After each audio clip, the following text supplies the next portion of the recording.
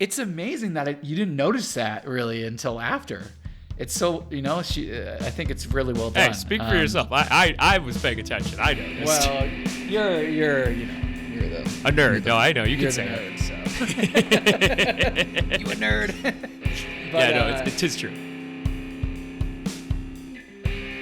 Hello and welcome to May the Review Be With You with Nick and Joe. I'm Joe. I'm Nick. And today we are reviewing Season 2 of House of the Dragon, the first episode of Season 2, A Son for a Son. Lot to talk about today. And let me go ahead, Nick, and just say, I think I felt this way during Season 1, but I don't care. I'm going to say it again. It feels so good to have a Song of Ice and Fire story on Sunday nights. Yes. I can't explain it. There's just something really nice about it. 100% agree. It's just such a cool story and world. And it's a proper show. It's a proper TV show. It's got great writing, fantastic acting all the way through. Doesn't disappoint. It's very rare that a story from the Song of Ice and Fire disappoints. And this first episode was right in line with that. It was a great a great opener for this season 2. So I'm excited to get into it. Yeah, no, it really was. There were so many welcome things getting into this episode. In particular, I'm a big Matt Smith fan. And watching Matt Smith be Daemon Targaryen is such a treat. He's so conniving and just a ruthless guy. And of course, that is going to lead to some problems this episode, this season, and ultimately this story. But we'll get into that. Nick, your first impressions. This show, when this episode ended, my thought was, this freaking world, man, this freaking world, this freaking story. It just has a way of shocking you and then also saying, I should have known that this was going to happen, but also just still being ridiculously shocked at how it comes to be. That was my initial reaction, like just disbelief in how this show operates and how this Westeros of the world operates. Like, just totally crazy. So many, and like, I think it does go to like the popcornness that you were kind of vibing at the beginning, right? Like, there's just kind of a spectacle to this show where you do have some very entertaining characters. Then, of course, like there's just like a climactic, horrible scene that catches you off guard, right? That this show, both shows are well known for now at this point. Quick tangent here, actually, I wanted to get into because it just clicked for the memory for me. So we've never talked about this on the podcast before, but one of the reasons why we're doing this podcast is because Nick and I have a habit of getting on the phone with each other to geek out about whatever it is that we both just watched. And, at one point we were like, well, we should start recording our geek outs, whether or not anybody listens. We're wasting time not doing it, right? And I could be wrong, Nick, but I think one of the first shows we did that with as adults was Game of Thrones. Mm-hmm. Like, I'm pretty confident it is. Yeah, that sounds right. Because we were both in college and we weren't seeing each other nearly as much anymore, and that was one of our ways of staying connected. Yeah, I think that's 100% accurate. That definitely sounds right. So it's very cool that it's a little full circle here with us being able to talk about House of the Dragon now. This is great. Yeah. This is so great. You kept me company talking about Game of Thrones as I would have an hour and a half drive home. I really appreciated you for that. Those were dark times. Dark times indeed. Yeah, if anyone listens to us and they have a long commute, I sympathize, and you will get through it, and it will not be forever. All right, you're gonna get through it. He's talking about the drive, not the episode. Just to be clear. I mean, the episode's dark times too, for the record. True. Yeah, this one's. Yeah.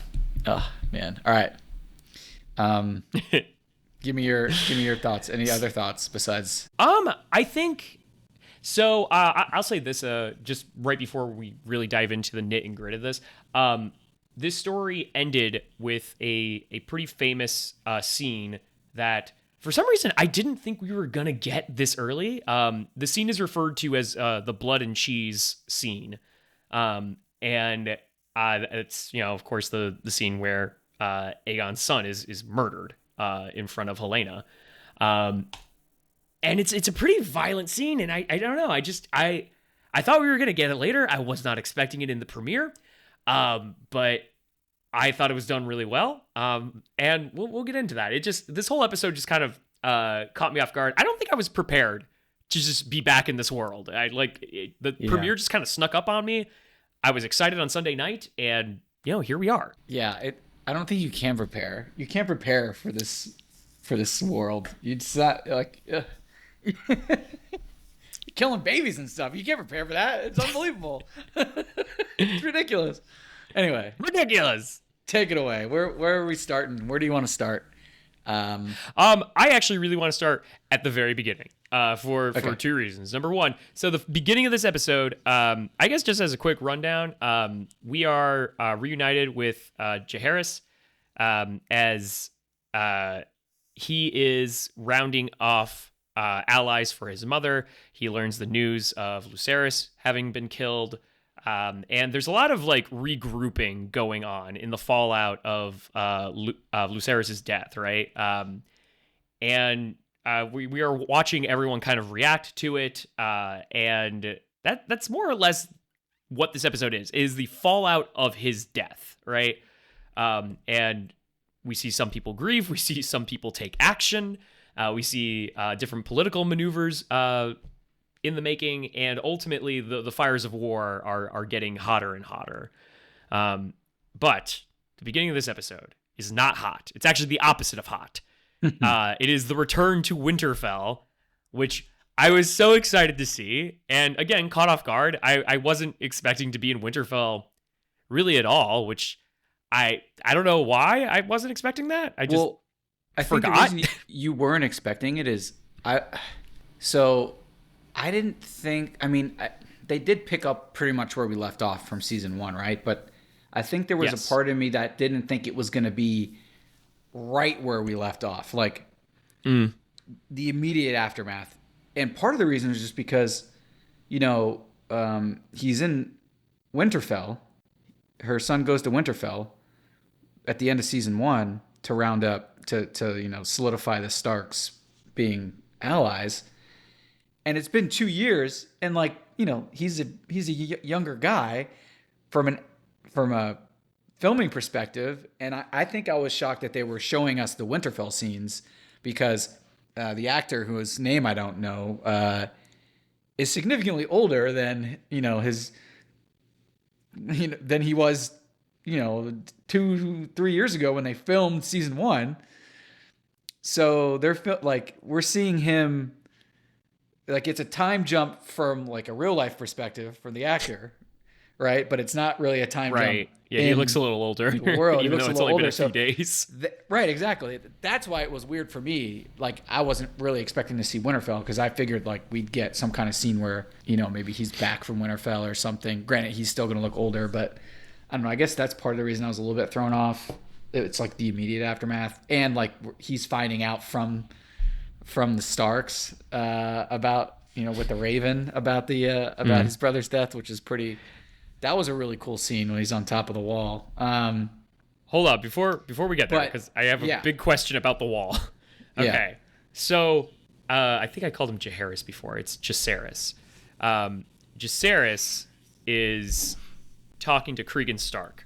Okay, and again, this is just a character I had forgotten about. Cregan Stark's actually pretty important historically in this lore.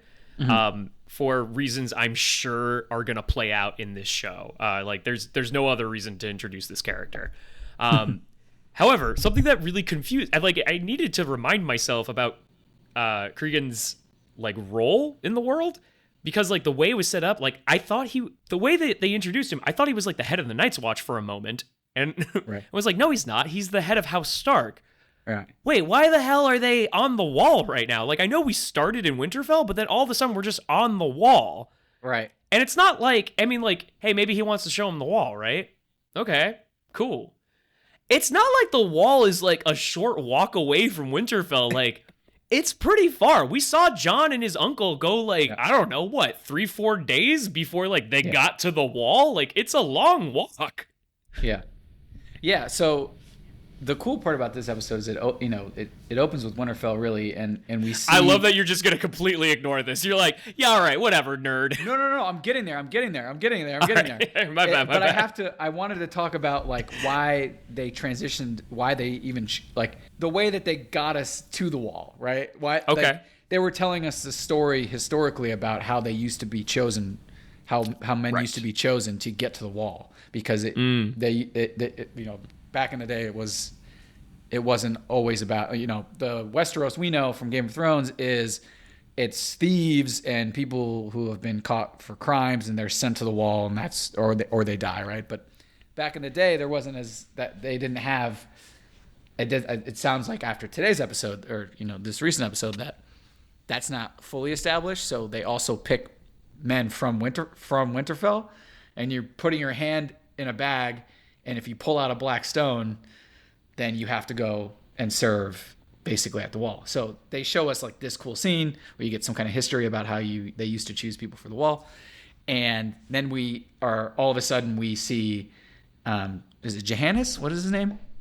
Jacaerys. Jacaerys and Lord of Winterfell are now like taking the elevator up to the top of the wall. And this is where you're like, why are we even here? This took 4 days to get there. Like, right. This is a very long way to get to the wall. Right. And the conversation that they're having is not like, we've been traveling together for 4 days. It's like, we literally just saw each other today. Right. Yeah. These are great points. And of course, like, he tells a story at the top, right? Cregan, like, Stark tells a story at the top about how he's brought everyone else, or about how like the Starks have always brought, a leader from the Seven Kingdoms to the top, so they can see the true scope of what they're guarding, essentially, to try to give them an idea of why it's important that they keep the wall defended and they keep the North secure. But yeah, the fact that we kind of just pick up with like, here's a Winterfell shot, and then, oh wait, now we're at the wall, when we know that it takes a long time to get there. Very funny. I will say though, I want to piggyback off of what you were saying earlier. In regard, even though I was like, why are we here? Like, and I'm confused. Like, what role is Cregan?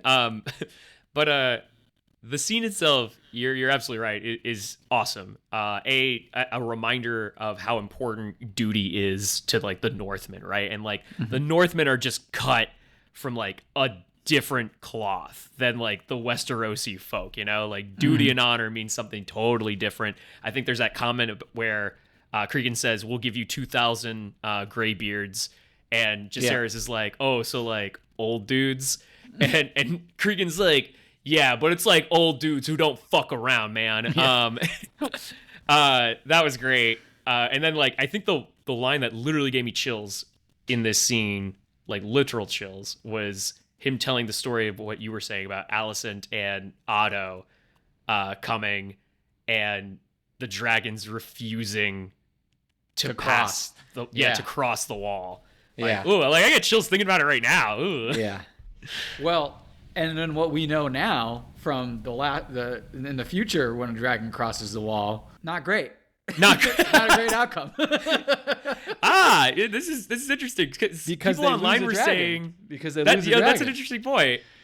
People online have been saying that that's bad continuity for Game of Thrones, but you bring up something here. What if? All right, so like Targaryens can have dragon dreams, right? Right. And they can see the future. What if dragons can have dragon dreams, right? Like they're fully aware of what's on the other side. Maybe. That is my headcanon today. That's a Joe theory. That's a Joe theory. Take it to the bank. You know the game theory guy retired? You know what I'm talking about?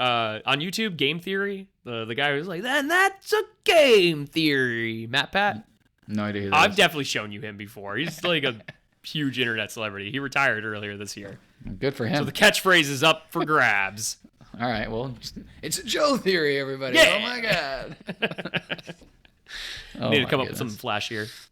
But anywho, so yeah, this scene transitions pretty quickly to who I would identify as the current star of the show, Rhaenyra, and her grief over her son Lucerys, and how they're trying. She's trying to I think she's trying to come to grips with reality, right? And she doesn't quite accept it until she sees the dragon's wing and his cloak, right?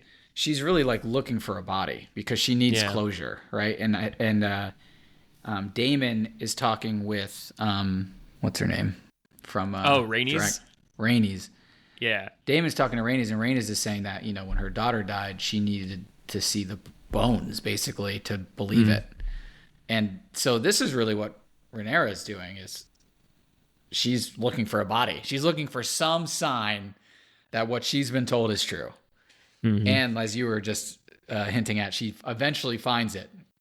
She finds that the wing of her son's dragon, and then basically his cloak or clothes maybe was what it is, or whatever remnants are left of a cloak. Yeah, and something that was clearly his. Yeah, and which is just disturbing and heartbreaking in its own right. It's also so wild to me how different sizes those dragons can be, and the dragons are, right? Because even at the end of season 1, Vhagar is just so freaking massive compared. He's of Godzilla proportions. Unbelievable. The really cool, the sheer scope of those dragons, and how they really make them unique as far as their size goes. So you rewatched season 1 before this started, right? Yeah. So I rewatched the finale, and I knew that the last scene is actually kind of scary, right? But I forgot how much it feels like Jaws. Yeah. Where all of a sudden you can't see the shark. It just comes out of nowhere. Yeah. Right, and you just don't know where the shark is gonna come from. Yeah, and then his brutal. So scary. What a brutal, scary scene. Yeah. Insane. Yeah. I think to get some organization here, Nick, I think I'm going to focus on the Blacks for now. Great. And for the second half of this, we'll focus on Team Green, since that's ultimately where this episode ends, is with the Greens. Yep. Cool. So you were talking about Daemon before. Yep. We get that conversation with Daemon and Rhaenyra, and he seems like his motivation in this episode is just let's go, let's throw down, that's what he's trying to do in every scene, and it's not paying off until the end. What do you think about where Daemon's head is at right now? Oh, just constant aggression. He wants the war. He wants to be in battle. He's a warrior, so it makes sense. He wants to take his dragons and go fuck shit up. Can't really blame him. Can't blame him. But thankfully, Rhaenyra is in this case, thankfully she's mourning, and she's mourning in her own way, and no one's gonna. She's the queen. She's the king, and so she's not going to Daemon can't give anyone orders, right? And he's trying though. He's trying. He's trying, and no one's listening to him, and he's also not bold enough to go by himself. So it's kind of he's not stupid enough to mess with Vhagar, right? Vhagar is alone, their nuke. Yeah, right. alone. So, but yeah, just constant aggression from him, and that's really it, right? There's not a lot else going on Team Black. I would say you're right. There's mostly it's just him trying to and a struggle to move. Right. Yeah. The cool part though about Rhaenyra is, and I didn't realize this until after the episode when they do the little recap with the directors and the producers of the show, she only has one line in the whole episode, which is really awesome. And I think the line is basically just, "I want Aemon Targaryen," is what the line is. That's it. That's all she says. Which, like, it's amazing that you didn't notice that really until after. It's so, I think it's really well done. Hey, speak for yourself. I was paying attention. I noticed. Well, you're the a nerd. No, I know. You you're can say the nerd, it. so you a nerd. But, yeah, no, it is true. That was Part really of House awesome. Yeah, that's really awesome. That's like her only line in the whole first episode is "I want Aemon Targaryen." And of course, this is what Daemon's been waiting for, and he takes it upon himself to figure out a way to get into King's Landing, and obviously uses the what was her name? The white. Oh, the white worm.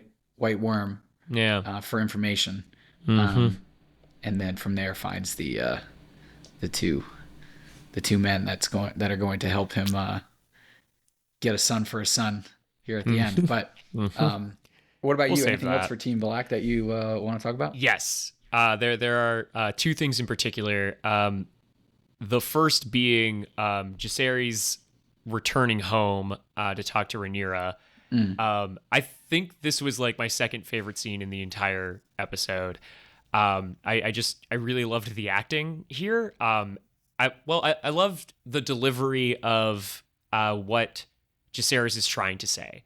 Because he walks in and he's trying to be, the prince of Dragonstone, and he's trying to do his duty, right? Which, like, that's the theme of this episode is, doing your duty, right? That's the way it starts. And we certainly see some hypocrites of that on Team Green. And as he's trying to, like, give that report, of House Aaron and House Stark, once he gets to House Stark, like, you can hear his voice start to crack and, like, the tears just start to come, and his mother embraces him for, like, the little boy that, like, he is, right? Like, he's just a child, right? And, like, the dude just lost his younger brother, which, like, he definitely feels responsible for because he wasn't there. Right. Yeah, I thought that scene was heartbreaking. Yeah, very. Yeah, extremely heartbreaking. And that was done so well also because when he first starts talking, I was like, oh, it's so weird that, like, this is the first thing he's saying to her. They must have debriefed about his brother in a different room off camera, like, is how I first started to think about it. And then he gets halfway through telling her what the updates are, and he just breaks down. And I'm like, okay, he was trying to hold it together and get through the list of all the houses he had just gotten to visit. So yeah, truly heartbreaking because it starts off so innocent because it seems like matter of fact. Yeah, it's like very matter of fact at the beginning, and then all of a sudden it's just like, oh wait, the weight of everything that is currently happening is like coming down on top of him as he's telling his mother he can't what the actually updates finish are. It. Yeah, brutal, heartbreaking for sure. I don't know. For me, like, the way I interpret that scene, I think it's because, like, I think in that moment he realizes, like, how unimportant, like, the things that he's saying actually are. Like, they're important. They are important, but, like, for the elephant in the room, they don't matter at all, right?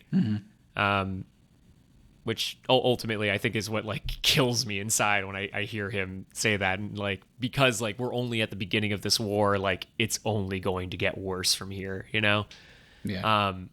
The other thing I wanted to bring up, this was a small thing, but it is ultimately going to have some big implications.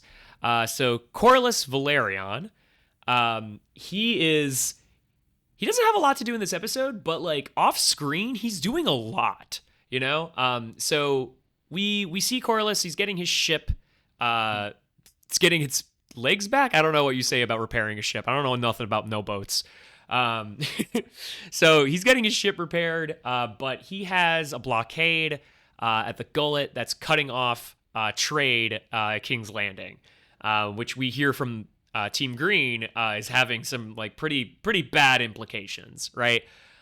So our master of I forgot what they call it, a master of naval warfare. What is that called? Master of ship, right? Master of ship, I think. Yeah. Master of ship. Yeah. Our master of ship is doing a great job holding down the fort. He has this scene talking to this new character, and he says, "You were the one. I heard you were the one who pulled me from the wreckage." And guys like, it was my duty, right? Keeping in with the theme. And, Corlys reminds him, he's like, hey, like, I owe you a life debt. And the camera, like, just lingers on the character for, like, a long time. Like, for the director to be like, hey, remember this guy. He's probably going to be important. Yeah. I am looking forward to that. Did that set off any alarm bells for you? Yeah. I mean, anytime a ranking member of, the house tells a lesser member of the city that he has a life debt, basically, it's gonna jolt you a little bit. That's gonna be very interesting. He also has a brother, right, who he's also enlisted to help fix the ship. I imagine we're gonna get some kind of insight into what all that entails here in the future, which will be cool. I always love when we get new characters that we don't really know about. So they love to give us new characters and then rip our hearts out. So we'll see how long they last here. But yeah, no one in the Game of Thrones universe really has any staying power, do they? Right. Exactly. And this is a prequel, so we know how pretty much everything ends. Yeah. Well, yeah. Pretty much. Although the stakes do feel pretty high. Yeah, I will say that there's a genius, I think, to this show. If you're not familiar with like the Targaryen Civil War, like, okay, well, the Targaryens obviously are still around in the future, so they don't wipe themselves out. However, because they're both Targaryens, I don't know which family is going to survive, right? So like that in and of itself, if you're not familiar with the story, that in and of itself is great, built-in stakes, right? Right. For those of us who are familiar with the history of this, and we know which family is going to come out on top, what's really cool about this show versus like the books is how it's being told. The book is a history book, and the history book specifically tells us, we got these accounts from this specific character who often like has a contradictory interpretation of events with another character. So we don't know exactly like what the truth is of these moments. And what's been really cool about this show is we're not getting third-hand accounts. We're getting direct accounts. Certain things have been going down in the show differently than the books, and it's not contradictory. This is the first-hand account. Right. A perfect example is Aemon and Vhagar when they kill Lucerys, because the way it's described in the book is it's a vicious attack, and he did it because he had vengeance in his heart, right? And he's just this cold person, right? They describe him as a monster. But in the show, like, we see like he's trying to fuck with Lucerys, but he doesn't want to kill him. In fact, like when Vhagar goes in for the kill, he screams no, right? Right. Yeah. Which really cool depth for the character that like we just don't have in the book, because it's, like I said, it's just a different story. And you bringing up that point about it, how it being a history book, and we're getting like the firsthand account, and how the history books can be a little bit misleading with depending on who is recanting the story. It reminds me of Game of Thrones with the whole Ned Stark and is it Lena? Oh, Lyanna Stark, and how Jon Snow essentially ends up being a member of the family. The whole story of Game of Thrones until that very last season, when we actually get what can be, I guess, more of a firsthand account. We get like the real vision, right? From, I think Bran's having the vision of what actually happened, which is, I guess, technically a firsthand account. But up until that moment, we've only had like the history book story, right? And there was a lot of pieces left out.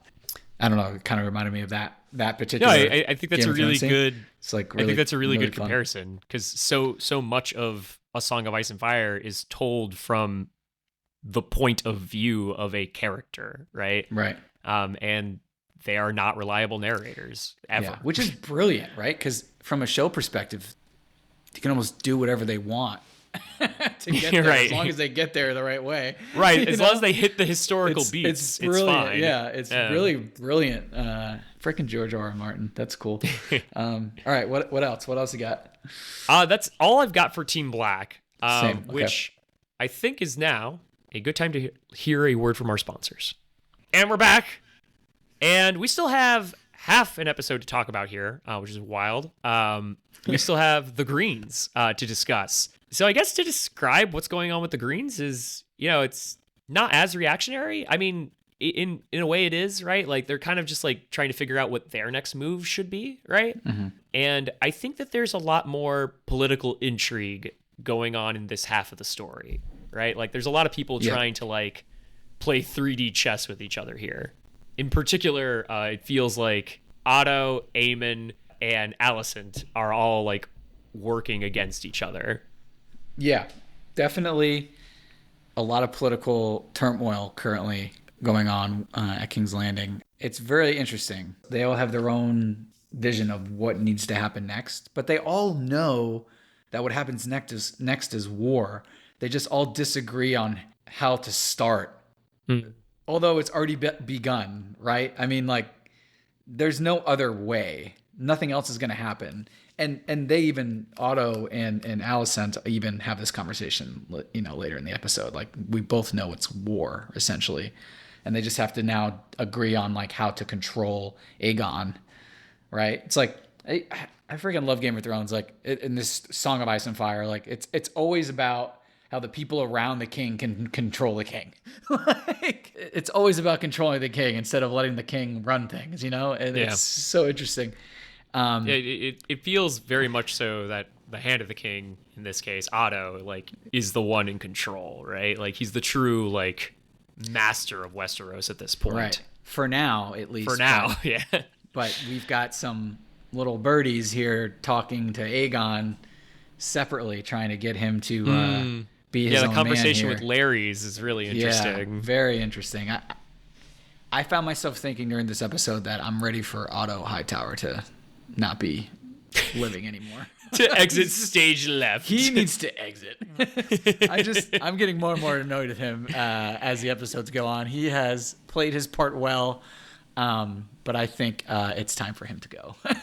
I agree. Later, I think if you could choose a villain for House of the Dragon, I think some, maybe most, would agree it's Otto Hightower. Yeah, he's just such a bastard. Otto pimped out his daughter to like his best friend who was like way too old for his daughter. Yeah, well, kind of gross. How it goes. Yeah, that's how it goes. She's doing fine though. Wow, clearly with her Kingsguard. I mean, God, yeah. Speaking of duty and honor, the biggest hypocrites of the episode. He's one of the He's such an interesting character though, right? Because like, kind of like you were saying, the episode's really about duty in a lot of ways, and we get insight into incest. Oh wait, sorry. Sorry, no, that's later. Or earlier, sorry. We get insight into, the Sir Kristen's escapades with the Queen, basically, or not the Queen anymore. Still the Queen. Or no, I guess you're right. Queen. No, she's Queen not. Regent. Yeah, I guess she's not Queen. Yeah, she's not Queen anymore. With the King's mother, with Alicent. And it's funny, right? Because, he's supposed to be all about this duty and all these things. And then he's, essentially having sex with the person he's supposed to guard. And then also simultaneously on his off time talking to Aemon about strategy and how to take over and defeat Daemon and Rhaenyra. So it's a very interesting character, Sir Kristen, who, of course, in season 1 absolutely loses his brain and kills the love interest of one of the Valyrians. What an interesting character. I'm glad you brought him up from a segue to Otto, because let me say, I take back what I said about Otto. Otto, I think, is the villain of the show. But as far as the most despicable characters, I hate Kristen Cole. Cause here's my thing, right? All right, so Otto Hightower's a bastard man, but at least he has ambition, and he's trying to selfishly preserve his legacy, right? There's a method to the madness, right? There are reasons why he does what he does. Whereas Kristen Cole's just such a baby. he willingly walked into like a relationship with Rhaenyra, right? Like knowing like what it was, and then like as soon as she was like, "All right, no more," he's like, meh, meh, meh, just starts crying about it, right? And just like emotionally can't handle it, and decides, well, like screw it, I'm gonna sleep with your best friend. It just like he sucks. He just sucks so much. He's like the dude who loves like bullying people, but like as soon as like you start messing with him, he can't handle. Yeah, you know, he's that guy. As far as I'm concerned, Otto Hightower and Sir Kristen are both on my kill list. Hopefully they're both before the end of the season. Hopefully they're both gone. Yes, that would be wonderful. What did we used to call that? What was the the Game of Thrones Deadpool Game of Corpses. Game of Corpses, yeah. We should do Game of Corpses. They're both on the Deadpool. We should get it going after this. That'd be dope. All right, and then all right, what else? Oh, so, I really want to talk about Aegon. Yeah, that's where I was going. So Aegon, cool. I really like the difference in this first episode. I love it. It's only been a couple weeks, right, since season 1 has ended, essentially, since since he became king. It's only been a few weeks in story time, and he is like he's the king now. He actually feels very king-like in some ways, and he's got a great presence. I loved him in this episode, and really cool really cool seeing him want to bring his son into the meetings and like try to get his son involved already, which of course is the show like ripping our hearts out before ripping our hearts out, showing us this cute kid playful in the meeting he's not supposed to be in because Aegon loves him so much that he wants to, show him what it's like to be he wants to bring his heir up correctly, unlike how he was brought up. Damn show. Hey, I do like that. Like he's intentionally like a shenaniganizer, right? Like he's just like trying to like stir the pot, right? Like he wants his kid to also stir the pot. I think that there is like some division. I don't know if people dislike him, but I think there's some division on how people are interpreting him, right? Like, because I think some people are like, oh, well, he's a lot like Joffrey. I don't think he's a lot like Joffrey. People need to go back and watch. Right. Joffrey was a sociopath. He's nothing like Joffrey. He's like crazy. I think the only similarity you can make is Aegon and Joffrey both just aren't very smart, right? Like they're not that smart, especially Joffrey. Joffrey was horribly dumb, right? I wouldn't describe Aegon as particularly smart either. However, to what you were saying, I think Aegon has a good heart ultimately. Yeah, and they show it in the episode when he's has the people from King's Landing, when he's got them, petitions. He got the petitions for what need to be done. Like, you can tell that he cares based on the answers he wants to give, and then the answer he gives the blacksmiths against Otto Hightower's instruction. Right? He's like, they need the money now. We need them, and we need the smaller groups to be able to win this war. It's like he has the kind of heart that actually could win over the people, small folk, and the small folk, right? He actually, it seems like he has it, at least at the moment. Yeah. But I think what happens at the end of this episode is going to completely just change this guy's being, of course. Which is disappointing because I feel like if we could bottle this Aegon up, I could see him like running the Seven Kingdoms and it being successful. As long as Otto is out of the picture, right, and like he's got someone he can actually rely on, who's not trying to like usurp him or use him. I totally agree. Which I think Aegon has it in him to be a good king. His brother should be his hand. Aemond. I don't know. I mean, so his brother supports him. I agree with that. I think his brother supports him, but his brother's also a psychopath. Yeah, his brother is a psychopath. He would just want war, which, I mean, literally, Aemond is Team Green's Daemon. Right. Right. No, he is. They're purposely, they're purposely being paralleled. Waiting for their battle. That's going to be awesome if it comes. I'm excited for that. I'm assuming it comes. You're giving me a face. You've read the books, so Oh, that'll be a good one. So the end of this episode is, of course, Daemon has infiltrated the city, since he has extensive knowledge of different passageways all around King's Landing. And he makes contact with an old Gold Cloak member and then a rat catcher who the White Worm had informed him of. And he pairs them together. The show does not name these two. However, in the subtitles, I think one of them is named Cheese. These characters, though, in the book are Blood and Cheese. And they are infamous because of what happens here at the end. Before we transition, though, to the end, the thing I wanted to bring up with Aegon, I wish that there was just an episode of Aegon just, like, broing out with his dudes on the throne. Like, I enjoyed that so much. Yeah, that was cool. Yeah. That's what I'm saying. He's a likable king, at least for the moment. He's likable, yeah. He's not going to be anymore because, Blood and Cheese came up in there and just, like, said, screw it. You ain't got no more air, ruined bro. it. Yeah, just ruined it. Oh, dude. I mean, look, what does Daemon expect?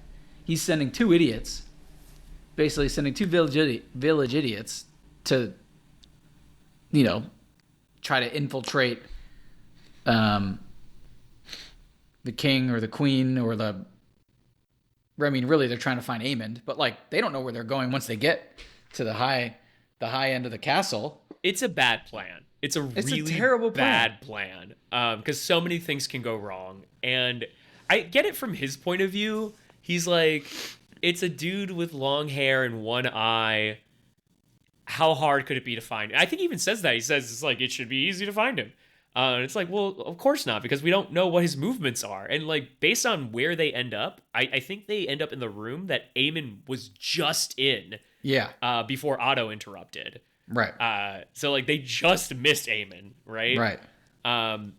There's a really cool scene though, when they walk into that room and Cheese looks up and sees it's a portrait of the burning of Harrenhal. Mm-hmm. With like one of Aegon's dragons, Aegon the First's dragons coming over. I think it's Balerion, and just spitting hellfire over it. And like you can tell he's like horrified by the image of it. And honestly, like I think it's kind of fucked up that the Targaryens keep that up in their room. It's like damn, this is messed up. Yeah, Jesus. Yeah, it's pretty brutal. Yeah. Anyway, so yeah, they walk in this room. They just miss Aemond. And so they continue their search through the castle, and they stumble into the queen's quarters with the two babies.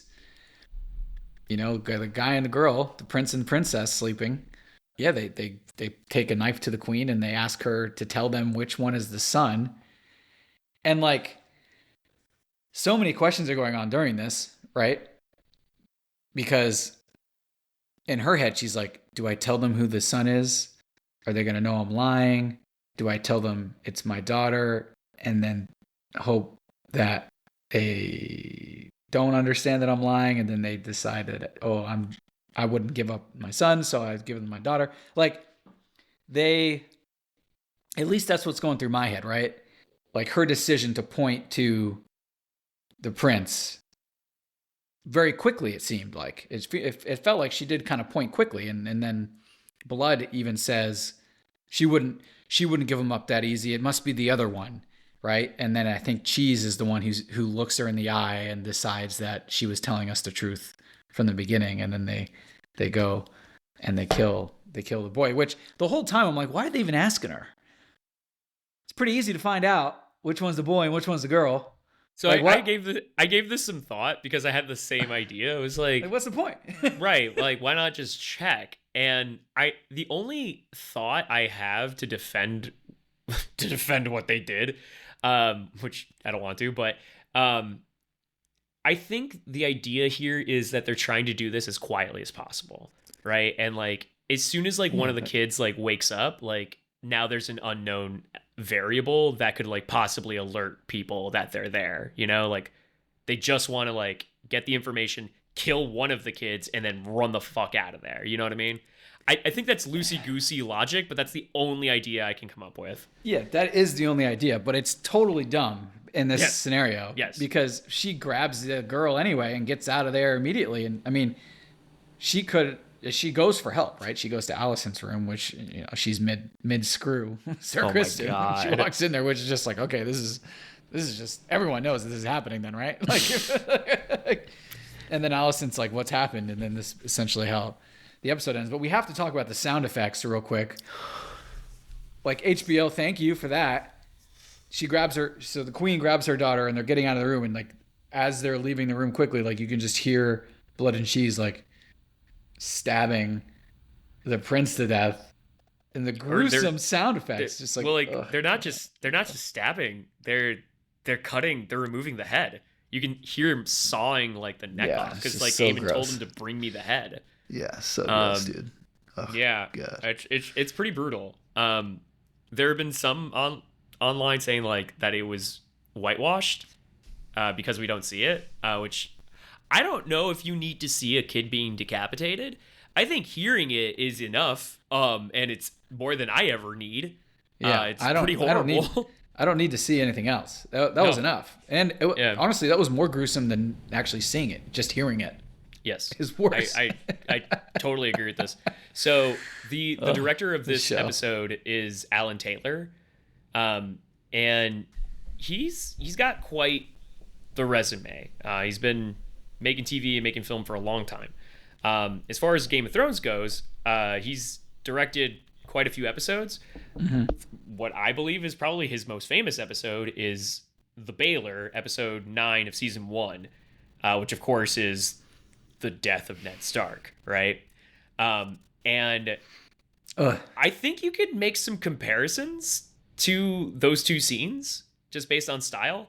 Because like you do see Ned's head get cut off, but like the way it happens, like it's not like you watch the head fall off, right? Like sword comes and then like it's like a cut to black, and I think like you get Arya's reaction to like what actually happened, right? Which is like, it's our reaction too, right? Because we're like, no, he didn't actually just die, right? Right. I do think that there's like a similarness there, right? Because like again, we see it's Helena's reaction, right? Of Jaehaerys being decapitated. Oh God, what a freaking scene, man! And you know what? This has I can't wait for the next episode either, because Aegon's gonna absolutely flip out. And he might also blame Aemond retroactively. Interesting. Well, I mean, yeah, right? Because he killed Lucerys. Aemond killed Lucerys. So this doesn't happen if that doesn't happen. So there can be some real interesting turmoil, within Team Green, even that just happening. I mean, and then also like no guards, no nothing. I mean, I guess it's just, them feeling very safe in their towers, right? In their ivory towers. Their ivory tower. Like, they're feeling very safe in the ivory tower. They don't need guards outside their doors. Like, man. No, I agree. And like what we were saying earlier, one of the genius like elements of this show is, like we know what historical beats are going to happen, but like I don't know how Aegon's going to react to this. I don't know necessarily how this is going to change him. Right. I don't think, me personally, I don't think he's going to blame Aemon. I think he idolizes his brother too much. Mm-hmm. I think, idolize is the wrong word. I think he thinks very highly of his brother. And I don't think he's going to go to him.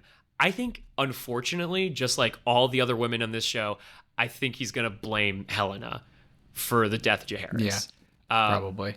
Yeah, because like it just feels like every woman in this show just gets the fucking worst of it. Yeah, and then of course he'll blame Team Black, and then I mean if the next episode doesn't have dragons from one of the sides going to the other, I don't know what they're dragging it along, because this is the final straw. This is all out war. It starts in episode 2, like it has to. Like there's no he's gonna be completely distraught.